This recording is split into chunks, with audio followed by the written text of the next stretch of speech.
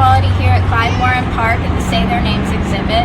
Pulled a couple of attendees who were here and also helped with hosting the event. Can you tell us a little bit about what went on tonight? Sure, thank you. My name is Tiara Tucker. I'm the founder and CEO of Speak That Movement here at PR Network. So today was just a special occasion.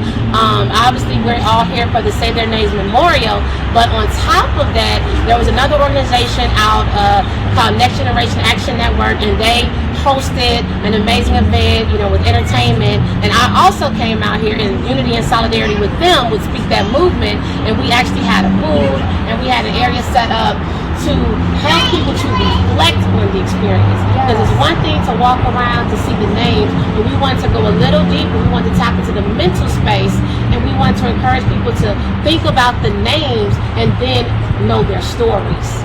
And so we have reflection cards for people, and we also wanted them to think about their emotions. What did you feel?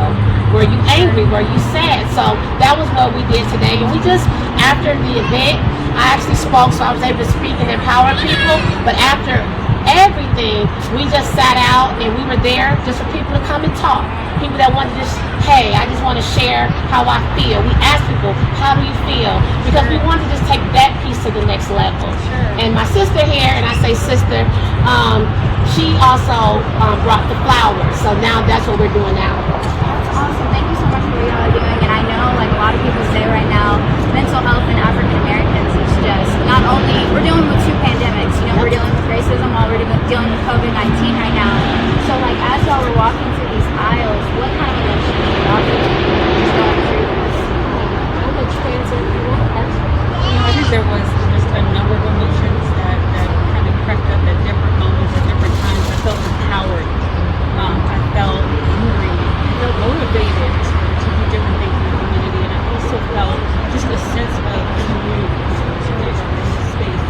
And just the knowing that we can come together, we can make real change. It's going to take events like this and one person at a time or one community at a time to really come together so that we can make real significant progress. Yeah. Well, I noticed that y'all have some flowers here with you today. Was there any names in particular that really stood out to you that you wanted to honor tonight? So, all the names are so absolutely honorable. And I've done PR work, so there were actually some names out here that I worked with some of the civil rights attorneys on their cases. So obviously those names are special, but in particular, we're looking at the women. As Black women, we want to place flowers on the women because as women, we're a representation of them. Just like we're business professionals, we have dreams, you have dreams. Their dreams were cut short, right? So we're standing in the gap of them, and we're letting them know that we're here. Not only are we going to say your name, but we're going to know your story. So we are going to make a commitment to not only give them their flowers, but also we want to learn their stories. And that won't just happen in a few minutes or a day, but I am going to have a personal commitment where I want to know every single woman's story.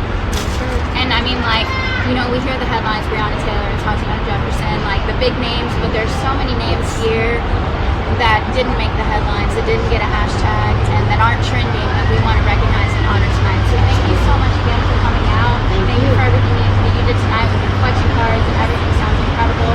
So stay tuned, follow our newsletter, and subscribe at photosforequality.org to find out more stories like this one. And thank you for all that you do. Because you are the change that we need. So thank you. Thank you. Yes. Don't you let nobody tell you what you cannot be. And to all of our senior citizens out here, we thank you. We thank you for paving the way. We thank you for experiencing many, many, many years of lives represented on that stage. And you still came out today in 2020 to say that enough is enough.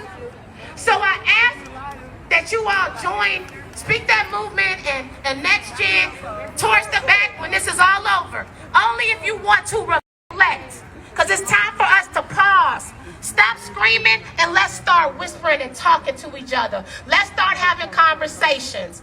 If you want an information card,